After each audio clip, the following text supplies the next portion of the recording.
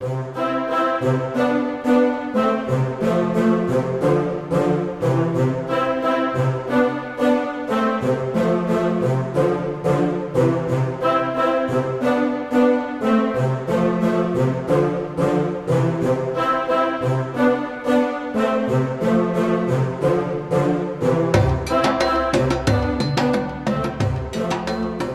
the northwest of Iridiana is the country of Tellus, a kingdom more connected to the land and the earth than the rest.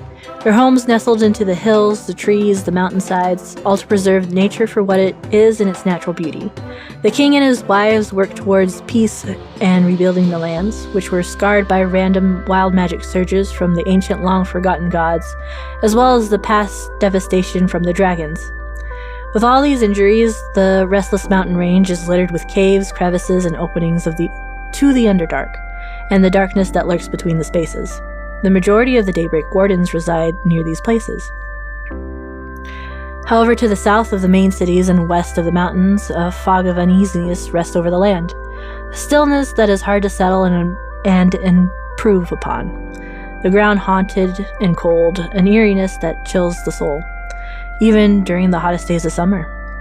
In Tellus, there is a lake 9 days south of the capital, known as the Obsidian Basin. It may seem daunting because its namesake, as well as how the water appears. However, the water is clear as pure glass, while the sands that dust the bottom glitter like the evening sky. Life seems to flourish in the waters, easy to see, but with the illusion of its clarity, it's hard to tell the true depths of how far it goes. During the winter months, the water is fresh and cold to the touch, the land threatening ice to form, but never quite cold enough. Around the lake, just outside a small town, we find a homely caravan of large carts and wagons, as well as a few horses from the Animak clan? A mixed group of storytellers and healers that travel up and down the land range of Tellus, offering joy, song, and comfort for those in need of peace. However, this morning, as Keetke's rays peeked through the mountainside from the east, the folk rested in the quiet peace of the lakeside, the world muted of birdsong, the winds of winter dancing with the subtle chill. A half-elf, submitted by our patron Hoodlim Kira, in what appears to be his late 30s or so, harmlessly whistles a silly, jaunty tune as he walks to a particular spot, his bright green eyes glinting with a touch of mischief as he pushes back his short black hair with one hand. His robes, which were embroidered with snakes curling in various circle patterns at the hem, did not hide the clink and chime of his chainmail underneath, the sounds announcing his presence to my player. Could you introduce yourself and your character for me, please? Hey, I am Devan Davenport, and I'll be playing Balfour LongTusks, the Loxodon. Do you want a character description? Yeah, tell me what he looks like. This is the time. Yeah, so he's a humanoid elephant. If you've not dealt with those in D&D, they look really cool. He has like long tusks. He's got a trunk. He's got big elephant ears, but he does stand like a human. I don't know how many fingers you'd say they have. Maybe like 3, like, you know, kind of like the big ones that could still grip things with like the nails. It's your headcanon, man. Let's go with it. So there you go, three finger things that, you know, like, you know, animal humanoids tend to have, as you know. As far as armor goes, if you think of like the old school, like Roman armor, that's like strips of metal, and then like this kind of the skirt thing, so that he has like the shoulder metal, covers the torso, and then has like several pouches around a waist belt, and then that drops into like that metal skirt with greaves, and basically covering his whole body. Carries a shield, has a mace. He is like a rust color himself. His skin appears to have like a rust color, but you can see where parts of that, maybe like where it's been wiped away in places, is like a bluish color, like, or a gray, I'd say, elephant color. So you can tell like it's like a dirt he's rubbed on himself, you know. Cool beans. What's he doing right now? What time of day is it? We're looking at morning. The first rays of Keithkey, our son. With the first rays of Keithkey, Balfour will be in a prayer or meditation. It would appear to as meditation to others, but the listeners will know that it's prayer. Oh shit. So probably peaceful as he does his business, right? The half-elf will come approach. Not as quiet as he can, but definitely not stealth and very stealthy. He might think he is. And he'll try to approach. You can hear the motions of him trying to like go for your head to perhaps give you a wet willy or something of a similar sort.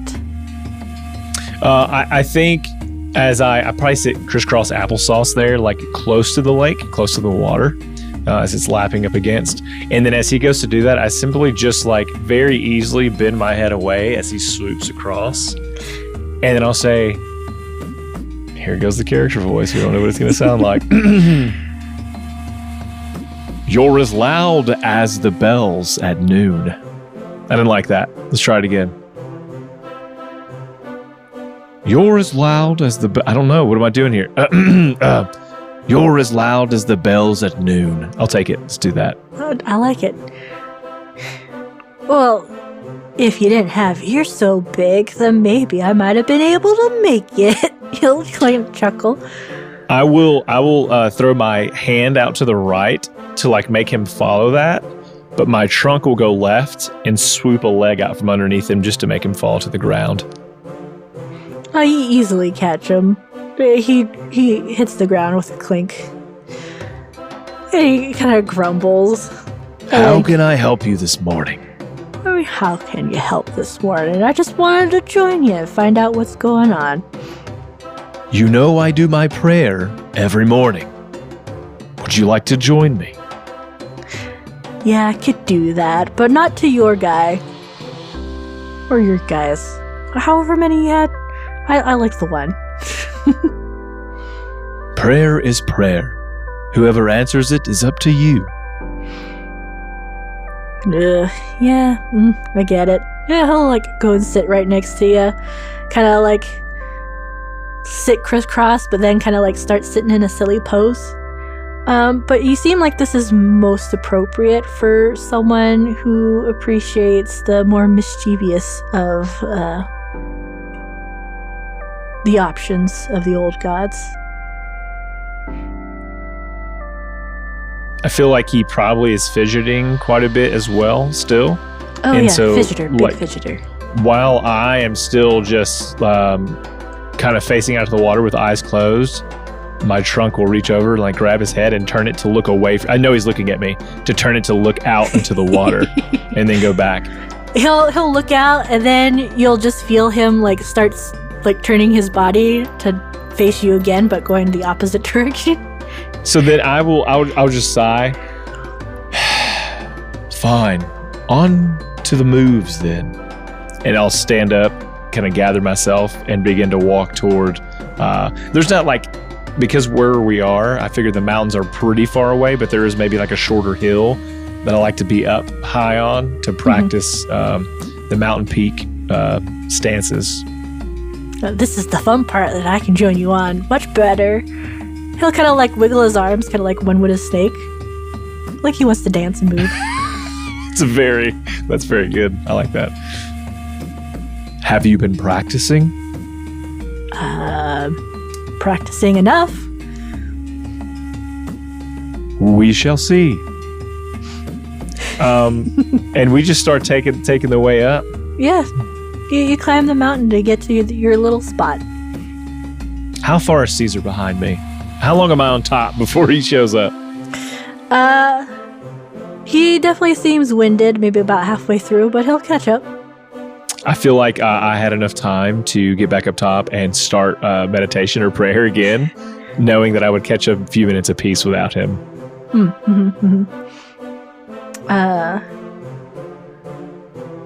You'll hear him for sure. It's not hard. No matter how much he tries to sneak, he doesn't really do it.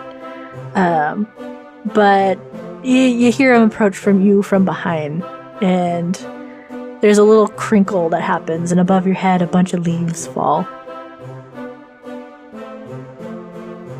I've told you no decorations. But it makes it more fun. You blend in with the trees more. I regret taking you under my wing. You know I'm too much fun. You are too much of something indeed. Fun is not the choice of word I would have chosen. He was kind of like shrugging off. I was like, alright, well, if you want to be serious, let's do prayer. Like, what? He'll sit down next to you. How does that look, Devan? Like, when you do your prayer and stuff? Yeah, so it's like so I said Crystal Cross applesauce. I'm going to take that back. It's actually like his feet touched together. He's too big to sit crushed. There's no way. It's like I can't do it. So feet are together, more like a butterfly style. And then I'd probably just say stereotypical, like wrists on knees, like relaxing. And then it's like deep breaths in, counting to 5, and then exhale with 5. And it's just that for a long time, just focusing on the breath. Is there any thoughts to whoever you're reaching out? Like, what are those beings like?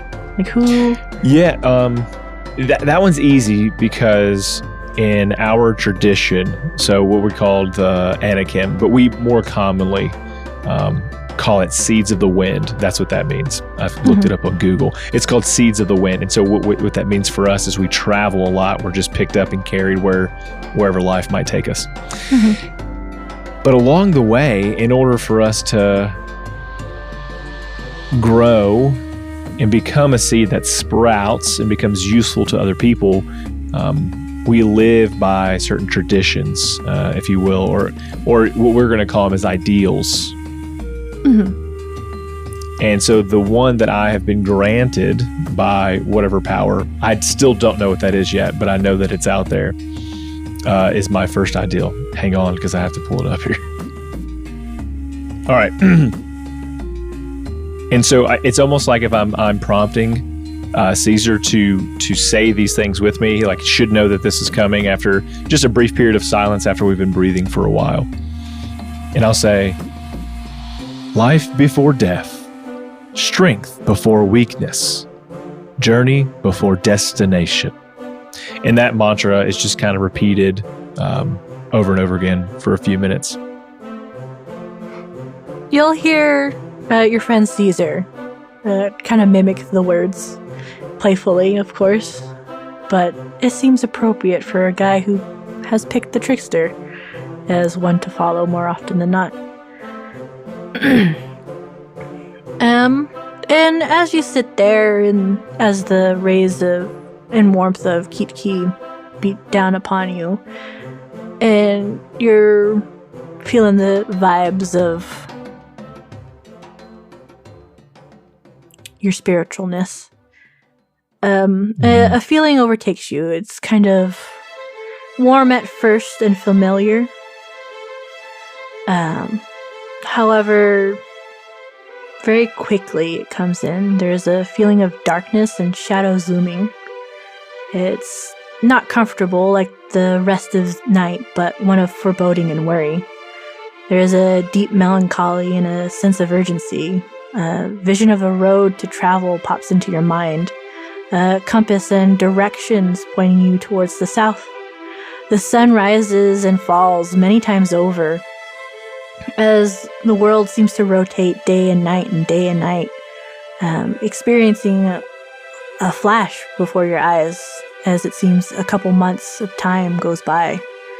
A windmill appears in your vision, and the warmth of spring greets you. The smell of sweet honey in the air, and a large glowing emerald tree appears and then starts to wither. As quickly as the vision came, it fades away. In your heart, in your soul, you know that you don't have much time. You've got about 2 months to get to this place. I think as that flashes it, how often has this ever happened to me at this point, ABon, to my character? The first time it happens is actually tied to a memory. It came to you when, I think, some point in your past, You were sitting at a waterfall doing similar meditations, but could you describe how that looks to me? I think it was like certain poses and things. Yeah, so this is when I met a certain individual. Can we name that individual? I would like to know how you're standing first. Okay, so no matter where I go, my mornings are the same. I go out and I do my prayer / meditation, and then I practice my stances from the mountain peak stance. Mm-hmm. And on this particular occasion, I'm using the weight at the base of a waterfall to practice what's called the boulder counter, which is basically just using the weight of the opponent and turning it back to them to do a counterattack. And so I'm oblivious because the sound of the water is pretty loud to me, so it blocks out a lot of other things going on. What I don't realize is that above me, from the very top of the water fountain, is some stone has broken off a large piece and is coming toward me. I think I'd like to think this is near the beginning of spring, perhaps a few years ago, maybe, and the ice and whatever has dislodged the rock.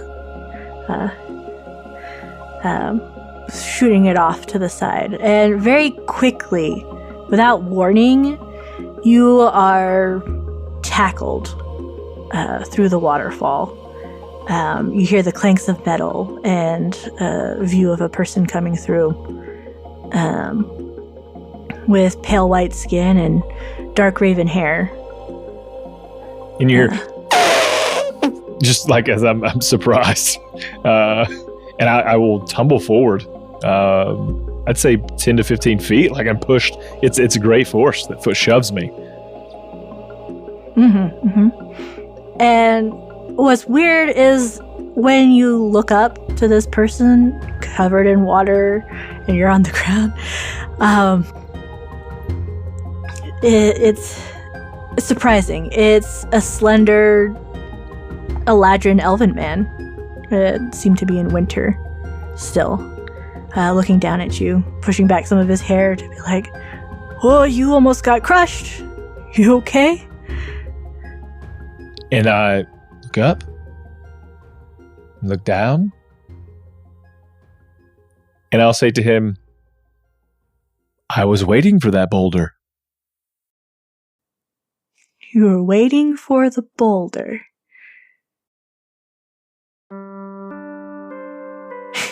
He'll start laughing and then offer you a hand.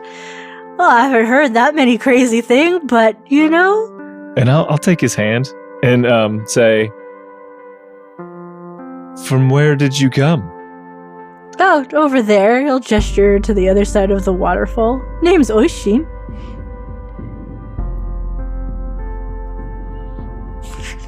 Don't look at chat, Devan. That's why I turn it off. I can't help it.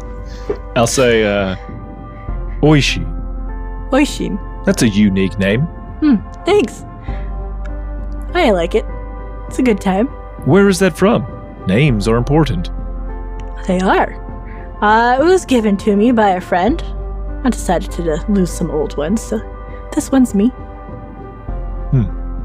Well, my name is Balfour LongTusks. I am the hope of my people. The pride of the seed. Yeah. Seems about right for you as a person. I like it. You doing okay?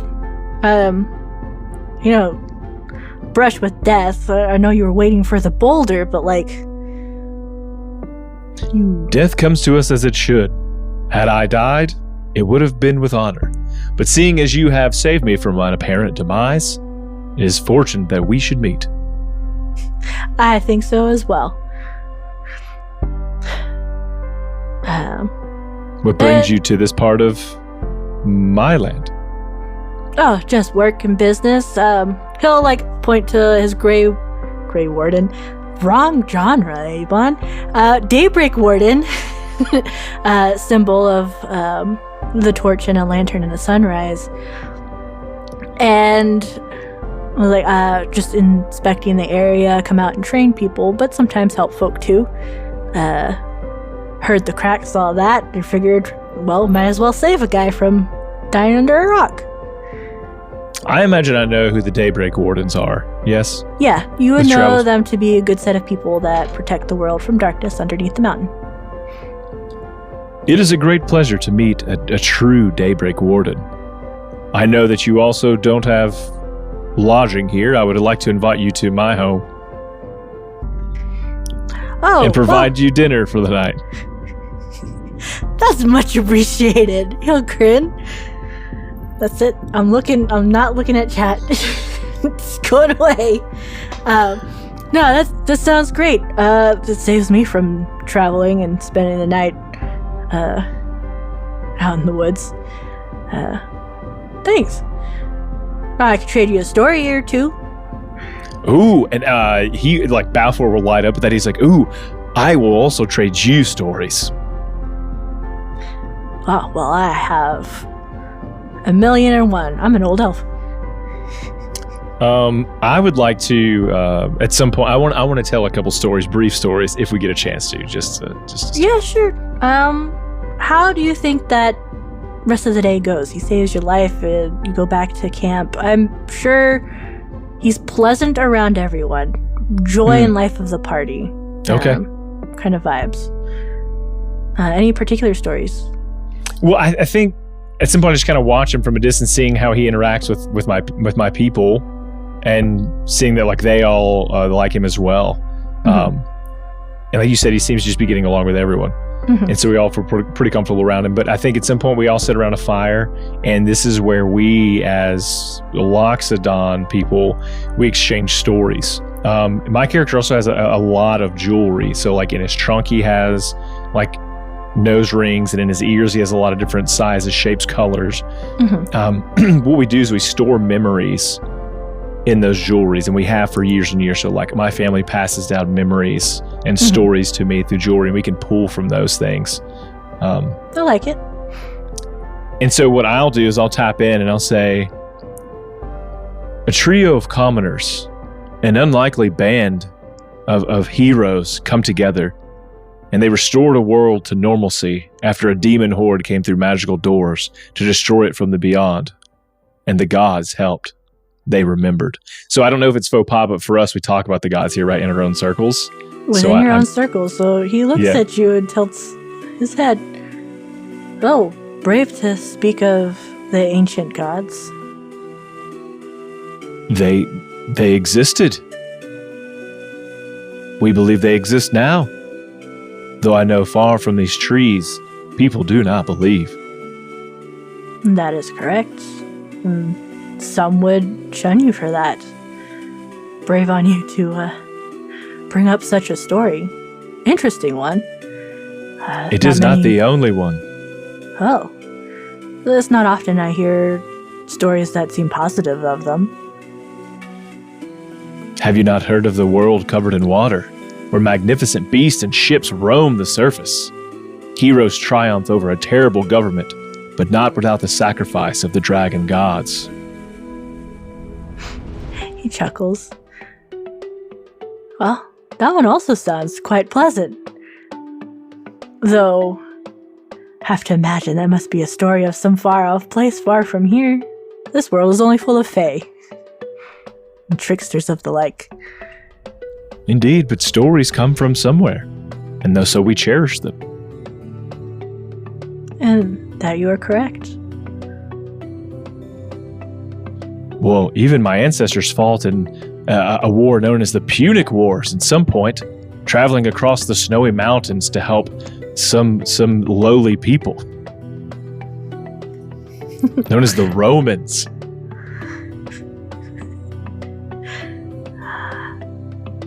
Devan, I love it.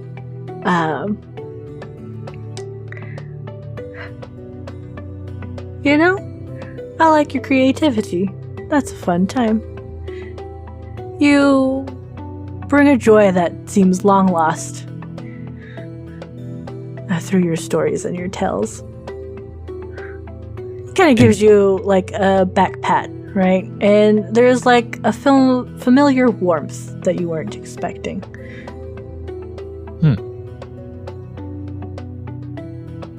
And what stories do you bring? And he can go on about stories. I'll keep them short. He can go on about Zeldarakwa, a hero of long past, one of the first ones most appreciated by all folks, from the old gods to the recent beings. He's a figure of grand stature, saved the Lady Moon, saved thousands of people in their villages, defeated monsters of sea depths, and all sorts of things. He speaks of heroes who conquered the darkness underneath the mountains from before the darkness had returned. And he happily tells you about stories of dragons as well, even though that may be faux pas as well. Dragons aren't appreciated at this current time, but with the dragon wars and all, but at one point they still were good. And I like to think some point during the evening when it's quiet, he'll look to you and be like, do you wish to continue giving the light onto folk? I wish for nothing more. He'll smile. May the old gods grant you power. And you'll feel a little surge of power, one of warmth, one of comfort. Like there's a light and spark within you to keep on going. Keep on doing as you do. Oh, he says that to me? Mm-hmm. He'll kind of grin and playfully wink. As if keeping a secret. I'll kind of look to him and then look around, and I imagine no one else really is paying attention at that point. It's just kind of a exchange between us as stories are being told, and we're laughing and having a good time. And I'll just kind of confusedly look at him and say, I will continue on. Thank you. And he'll nod. And I imagine the rest of the night goes fun, right? Stories, food, whatever. And in the morning, he goes on his way. Well, before so as I think about the night, he's obviously saved my life in that instance, whatever I think about. So I'll, the farewell is, Oishi, you are a savior of mine, and I owe you a great debt. Please, call on me when you need me. I'll smile. As long as you keep the light and make the world a much better place, I'll call on you if I ever need, but do your best for the rest of the world and all will be well. The stars will die out before my light does. He grins. Excellent. And he'll be on his way. And that moment, that feeling of that entire interaction, when you think about that vision that you had gotten about where you need to go, that reflects how that feels in your soul of being called upon. And so I'm back now with Caesar on top of the hill or mountain, yeah? Yeah. I think he's still being goofy. Like I've just experienced something that's pretty visceral for me, pretty serious. Yeah, and he's probably trying to check in, waving his hand in front of your face, "Are you okay?" That's pretty good. I imagine that same thing, and I open my eyes and I kind of shake my head. Caesar, something is amiss. Well, if something's amiss, maybe there's a mister? He'll grin. A sailor discovered an enchanted compass that always pointed toward one true purpose. Through its guidance, they understood that pursuing one's passion is the compass to a life filled with wisdom and fulfillment. Caesar, my compass is pointing away from here. Well, if that is where you have to go, then that is where you have to go, isn't it? Indeed. And he'll just go ahead and stand up. I'm trying to make him socially awkward. I'm trying to like do something a little different. So I think he just doesn't get social. He stands up and begins to just slowly go back down the way that he came up. I think your friend Caesar will follow. So we're like, so where's the compass pointing? Do you want company? I'd probably stay here though, since it's kind of cushy. I feel that you will make the decision to follow regardless of my desire. He kind of shrugs. Well, that's for you to find out later, I guess. Unless I leave without telling you. There's also that option as well. When are you going to leave? I'm not telling you. He'll grin. Well, I'll just find out. And so I imagine seeing that snapshot kind of gave me the visual of where I'm going, right? Did you tell anyone besides Caesar, or like, what's your prep for leaving?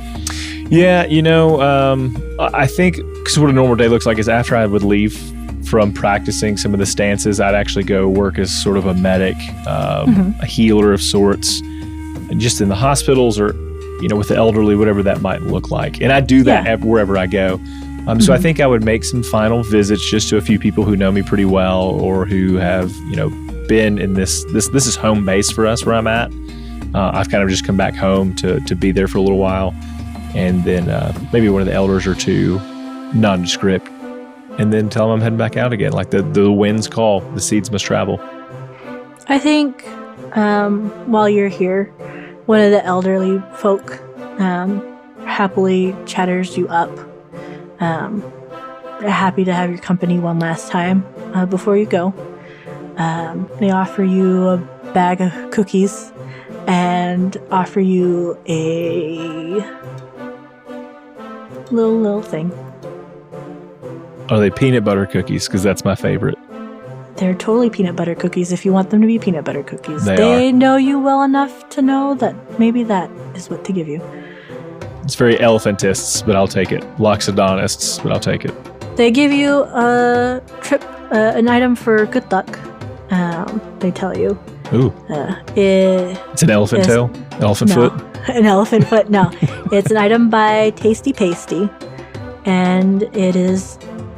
it's round and circular, and inside you see hovering beads that look like should be kind of like in a dream catcher state, but there's no string keeping them up, and they're all plain and dull, but they're still somehow there, and it's very safe to assume it's magical in nature, though you're not sure what it does.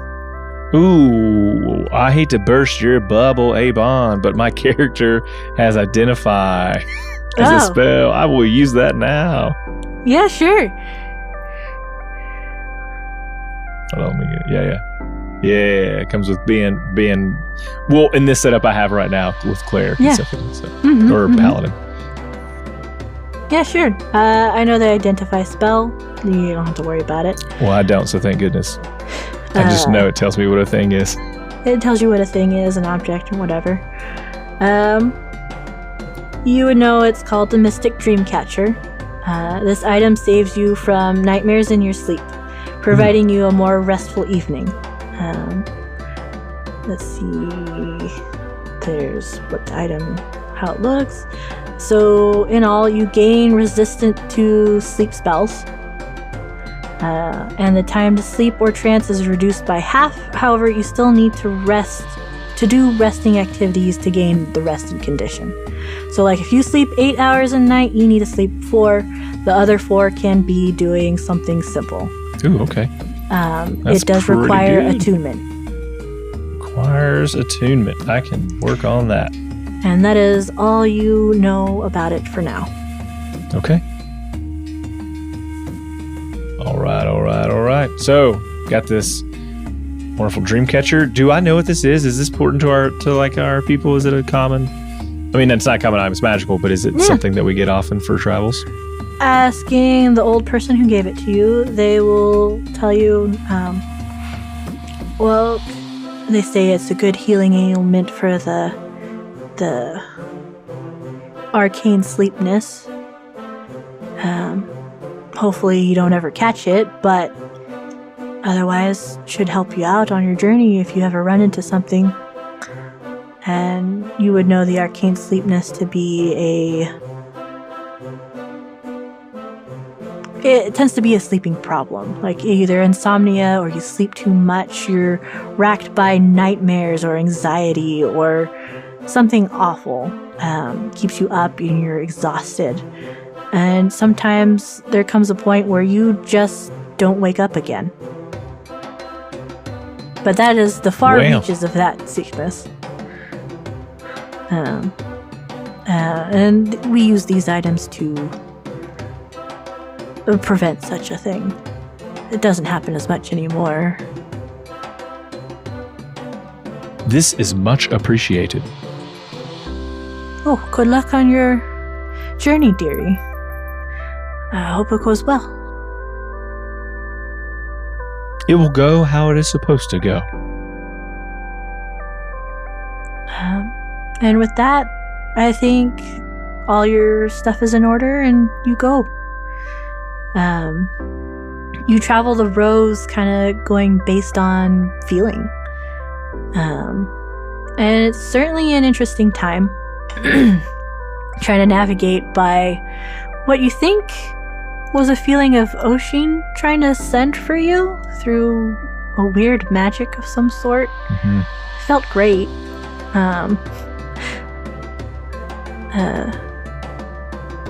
In the sense of magic. And you go up towards the capital, but not quite, and you go to a town of Crossvale between the mountains. And there... I shouldn't have looked at chat. There, you find yourself looking between a new invention of some sort. It will help your journey go on a much faster.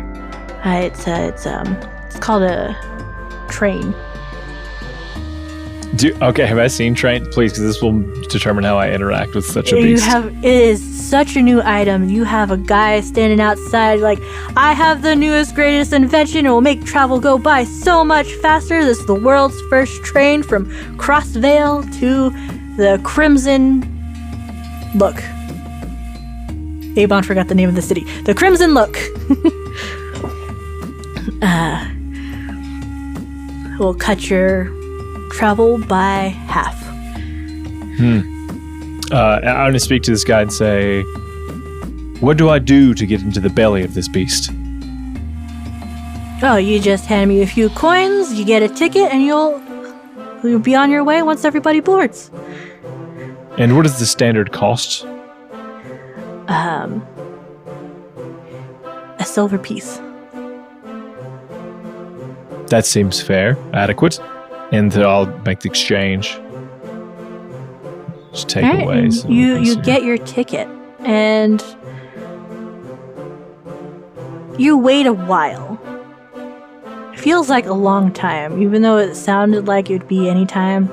And then somebody comes out from like the front of the train and goes to talk to the guy, and could you roll me a perception check? The city is kind of crowded.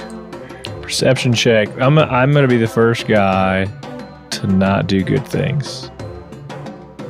Oh, I have advantage. Why do I have advantage? I ain't gonna fight it. Let's see. First roll is an 18. Second roll is a 3, so 18. With an 18, you can overhear the guy that came out front and be like, man, it's not working right now. The gears aren't turning. It's going to be at least another half a day before we can get this thing running for all these people. You can get them to wait maybe longer. I'm going to ask, could you tell me what is wrong with this device? This beast? Some of the gears up front aren't quite functioning right, and there needs to be some fixing, some parts gotten from the blacksmith, and it could take a few hours. Could you roll me an insight?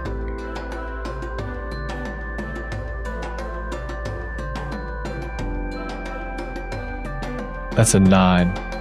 Yeah, seems all good. It's going to take a few hours. I want to go look at it myself because I have proficiency with Smith's tools and I dabble myself. Oh, neat. Probably look at you and be like, where are you going, sir? Perhaps I can provide assistance to move this beast on its way.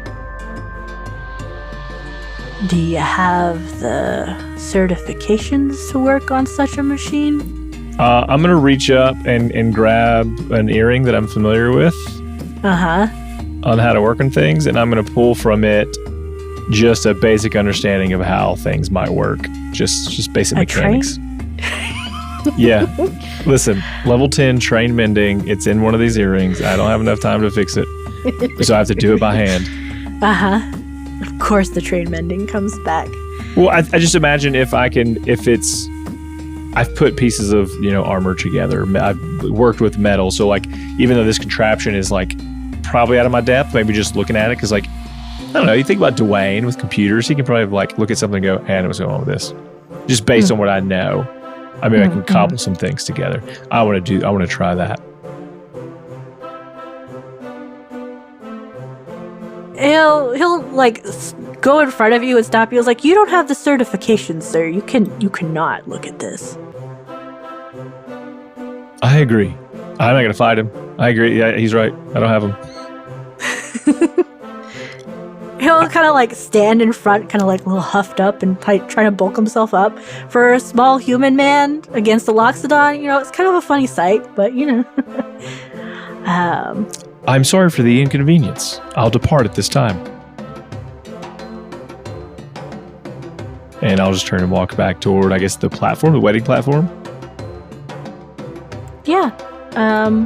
When you get back to the platform, you would notice something seems amiss. And you're missing 2 gold.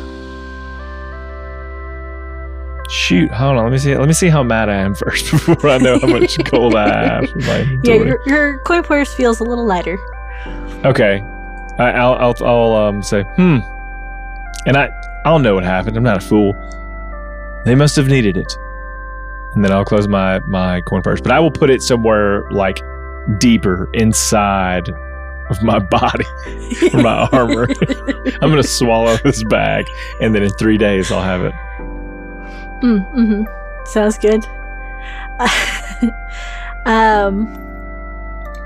So you wait at the train station, and the afternoon sun starts to roll down into the evening as twilight starts to pass, and it feels like the hours are not matching up to how fast this guy said he was going to go.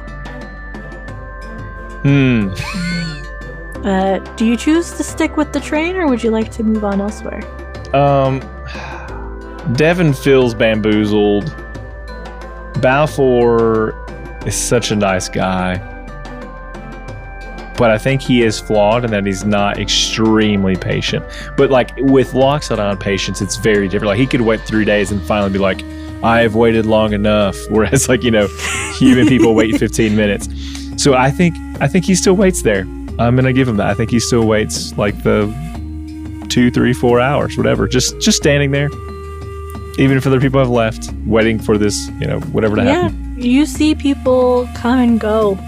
And at some point, one of the guys comes by and he'll kind of look at you. I was like, it's not going to be ready, sir. You might want to find an inn for the night, and we will be good in the morning.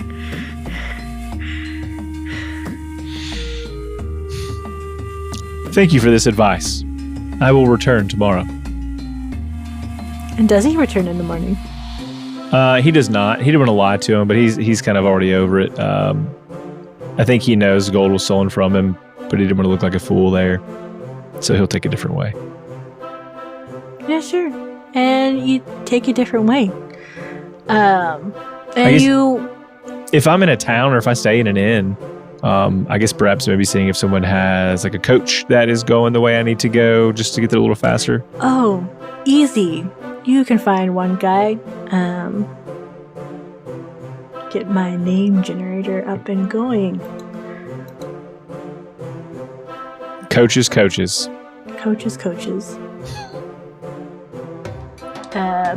It'll be Telsic Coach. He looks like a cute little furball man. In blues, his hair bright, fiery red. He looks like a little farmer type, and he'll offer you a spot on the wagon for you to hop on. He has like giant oxen pulling it. And he'll happily give you a ride all the way down to Crimson Look. Okay. I say to him, is there anything wrong with your wagon? Not that I'm aware of, sir. And how much for the ride? Well, if you give me good company, I wouldn't mind a thing. You are too kind. I will provide good company and a form of payment. Well, shucks, mister, that sounds great. Thanks. Don't call me mister. What name would you like, sir? That was my dad. Call me Balfour. Balfour. Gotcha, sir. He'll happily chatter your ear off as you travel. And as you go on, and you get to the Crimson Look, you'll see the train come on by the same time you arrive in town on the wagon. Oh, okay. And how long did it take to get there by wagon? His ABon needs to do the math again. You can make up something. I just want to know how many days I would have been standing. 1, 2, 3, 4, 5, 6, 7. That's enough. Yeah. Gosh, so dang it. 8 days by wagon. It would have been several days by standing. And you happily go on your way. And he had the greatest time telling you about all the things. I want to say I collected some stories. You can tell me if they were worthy later. If not, I'll throw that piece of jewelry away immediately. You can make up the stories you got on the spot. Great. So you journey on the road. There comes this. See, don't look at the chat. Don't. I'm a professional. Fine. When I need to talk, I'll be ready to talk.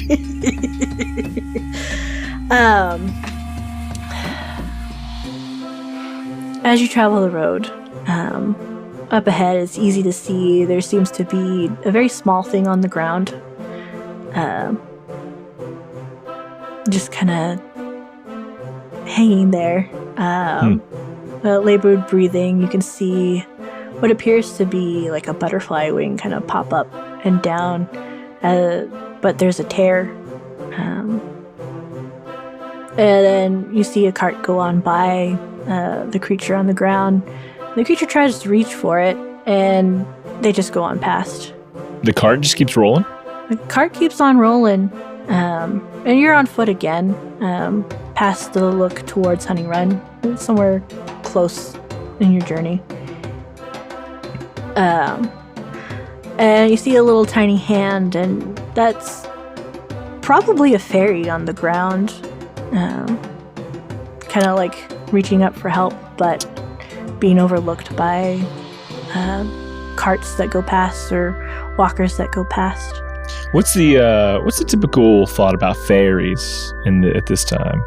Fairies at this time, they are lesser beings. They're either used for menial tasks, maids, barely paid wages, or sometimes just slave labor, depending on where you are and what kind of city you're in, who owns them. This one just seems to be tossed aside to the ground, perhaps useless to whoever had them once before. I will, I'll quickly go over, and I'll scoop the fairy up in my hands. They seem to be about little baby size. Oh my gosh. Fairies are small. They come in different sizes. Her hair is in tatters. She has bright blue eyes that reflect the sky. Complete another mess. Her clothes look like they were made from a potato sack. And she'll kind of like flinch at like being kind of like touched, like not sure if your hold was going to be to kick her or. Oh gosh, she's afraid. Kind. She's afraid of me. Yeah, she's afraid of you. Yeah. And I'll say, little one, don't be afraid. I'll take care of you. What is your name? They called me Little Fire for a while, and another they called me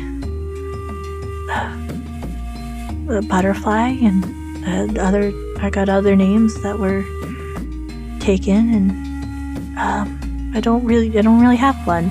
What do you call yourself? Me. I call me Me. That's me. I will call you Me. Names are important. She'll nod meekly. They are important. You're right. How did you end up here? Oh, my previous master was not happy. I dropped a whole box and spilt all the goods. It was a bunch of cabbages. ABon, cannot do this to me. I'm already in the verge with this freaking chat going on here. You can't drop this on me. I'll say, I'll take you back to the inn and have them nurse you back to health. I have to be on my way somewhere, but I will make sure that you are cared for. That was very kind. What do I pay for the favor? I don't have much. Nothing. I will take care of all the things you need. How close are we? I know this is kind of an exchange point, so I'm like at a town, right? You can easily find a town right down the road. The road from the main road has little towns every once in a while, and you're not too far from one. Okay. And you can easily set her up. Yeah, I would like to. So I'm gonna go to closest inn, and I want to like, if that's the way people feel about kind of fairies or whatever, I want to bring her in kind of under the radar, but talk to whoever's working at the inn who has a room. Excuse me, are you able to provide me with lodging? Oh, yes, sir. That's no problem. We can help you out. Real quick, ABon, for my character's knowledge, how much time do I have before I need to get to Oishin? Where in my head that I think I need to see him? You have a few flux days based on weather. You maybe have like a day wiggle room. But if you push it off any further, you might not make it on time. Okay, that makes a decision for me. I will say, I need you to provide a room for me, and then I'll hold the fairy out. This is me. Until she is better. How much per night? They'll look at the little fairy a little confused.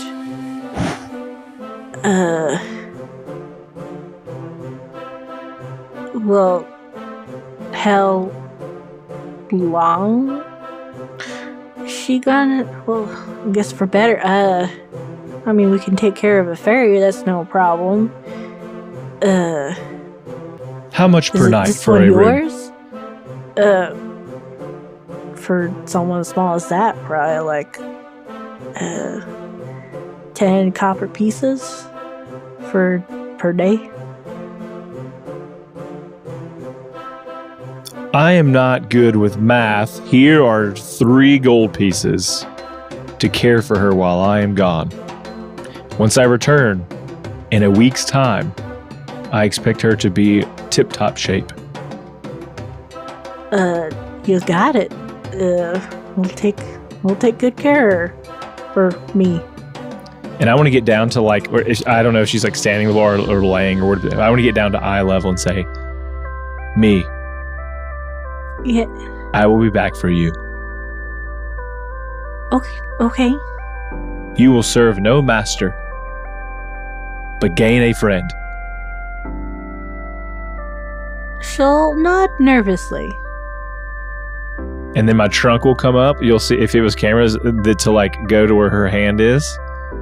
Mm-hmm. As like, shake on it. I've seen humans do this.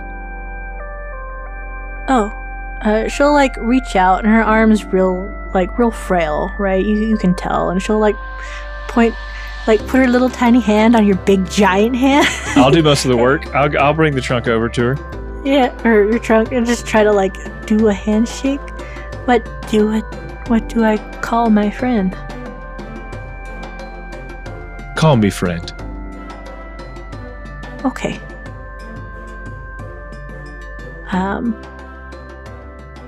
And now you have a new friend, Devan. It's me. Or Balfour. I'm my best friend. And I imagine you say your goodbyes in the morning, make sure that she's taken care of, and you're off in a rush to make sure that you get there on time. And I think with your nose, you smell it way before you see it. The nipping breeze of the grasslands long past you, the sweet floral scent taking its place, reminiscent of the vision you had a couple months back. It feels fresh and different from your home. The warm winds of spring greet you. You hear distant sounds of buzzing, the bumbling of bees that are waking from the changing of the weather, little bugs visiting the new blooms of soon-to-be colorful sea of flowers. The scene almost feels warm and picturesque in a way, ever so vivid. You spot the windmills that you remember, but never have seen before, as well as the buildings and the homes and the barns. Businesses off in the distance, even the beehives dotting the green fields, as well as other farming lands for other crops too. But the one that stood out most against the scenery was a large willowy tree in shades of emerald that seemed to tower over most of its budding brethren in the area. However, it did not appear as if it was dying from what you recall in your mind's eye. As you journey towards it, you see a familiar winter Eladrin man ahead of you. His skin is pale as fresh blue frost. His hair is stark contrast of raven-colored black. He leans heavily on his scabbard as if it was a useful walking stick. He then struggles to stay on his feet, his armor clinking as he stumbles forward, his movements labored. An older gentleman with a bird in his hair goes to help him up, while a rabbit folk pushes forward, drawing a weapon, but also applying aid after a moment's chat of hostility.